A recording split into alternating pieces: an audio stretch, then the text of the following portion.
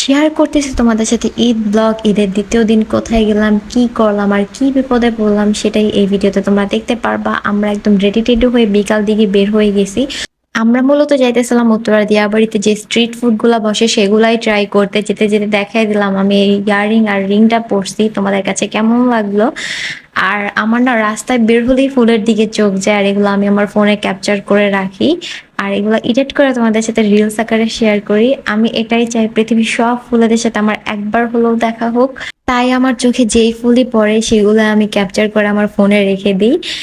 এসে পড়লাম দিয়াবাড়ি, এসে দেখি এখানে সব স্ট্রিট ফুডের দোকানগুলো বন্ধ, এগুলো নাকি আরো বেশ কয়েকদিন পরে খুলবে। তো যারা যাইতে চাইতেছো তারা এখন যায়ও না, আরো পরে যায়ও। তারপর কি করব ভাবতেছিলাম, একবার বলতেছিলাম 7 নাম্বার যাই, আরেকবার বলতেছিলাম ক্যাফে দরবার যাই। এভাবে বলতে বলতে আমার বোন বললো যে নাকি খানাসে যাবে, খানাসে যে এখানে কফি খাবে। তো যেই বলা সেই কাজ। আর ওই দিন আমাদের এত বেশি রিক্সায় ঘোরা হইছে। আমরা গেছিলাম ওদের উত্তরা ব্রাঞ্চের, এটা ছিল উত্তরা 11 নম্বর সেক্টরের রোড 10। যারা যাইতে চাইতেছো তাদের জন্য আমি অ্যাড্রেসটা বলে দিলাম। এখানে এসে দেখি এখানে প্রচুর মানুষ, ঈদের পরে বলে কথা মানুষ হওয়াটাই স্বাভাবিক। খানাসের আগেও কয়েকবার খাওয়া হয়েছে, এখানের খাবার আমার মোটামুটি বেশ ভালোই লাগে, কিন্তু এখানের কফিটা নাকি বেশ ফেমাস। কফিটাই আমার খাওয়া হয় না, কফি বলতে আর কি গোল্ড কফি। এত মানুষ ছিল যে কিছু কিছু মানুষ এসে সিটই পায় না, সিটের জন্য দাঁড়ায় ছিল। আমাদের ভাগ্য ভালো বিধায় আমরা যেই সাথে সাথে সিট পেয়ে গেছি। এদিকে আমাদের রাহিল অনেক দুষ্টুমি করতেছিল। আর ও না ওর ভিডিও করা একদম পছন্দ করে না, তাই ওর ভিডিও গুলা লুকায় লুকায় করতে হয়। এইখানে জাস্ট আমার বোন আর আমার ভাবি কফি খেতে আসছিল, আর এর পাশাপাশি আমরা চিকেন ফ্রাই অর্ডার করি। আমি আর আমার ভাইয়া কফি নেই নাই, যেহেতু আমরা পছন্দ করি না, বাট ওদের কফির লুক দেখে আর এটা টেস্ট নাকি অনেক বেশি মজা, তারপর আমি আর আমার ভাইয়াও নেই। আর খেয়ে তো আমরা টোটালি ফ্যান হয়ে গেছি এই কফির।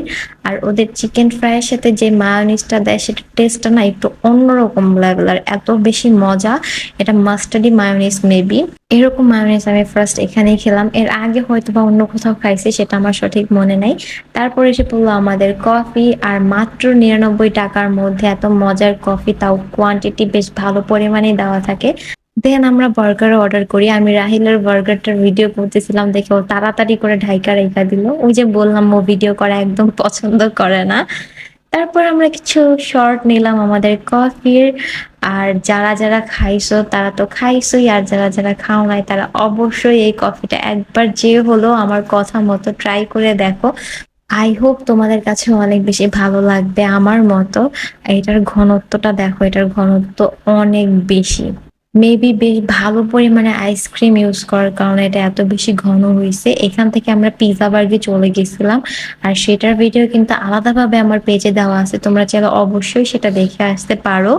অ্যান্ড এই ঈদে তোমরা কে কে কোথায় গেছো, তোমাদের এক্সপিরিয়েন্স আমার সাথে শেয়ার করতে পারো। ভিডিওটি কেমন লাগলো সেটা আমাকে কমেন্ট করে জানাই দিও। আর তোমরা কি টাইপ ভিডিও আমার থেকে এক্সপেক্ট করো সেটাও আমাকে কমেন্ট বক্সে জানাই দিও। আর এই তো আমাদের রাহিলের কাছে এত ভালো লাগছে, ও খাওয়া শুরু করছে। যাই হোক, সবাই ভালো থাকো, সুস্থ থাকো, ফ্যামিলি নিয়ে ঘুরতে যাও, এনজয় করো। আর আমার জন্য দোয়া করো। আজকের মতো বিদায় নিতেছি, বাই বাই।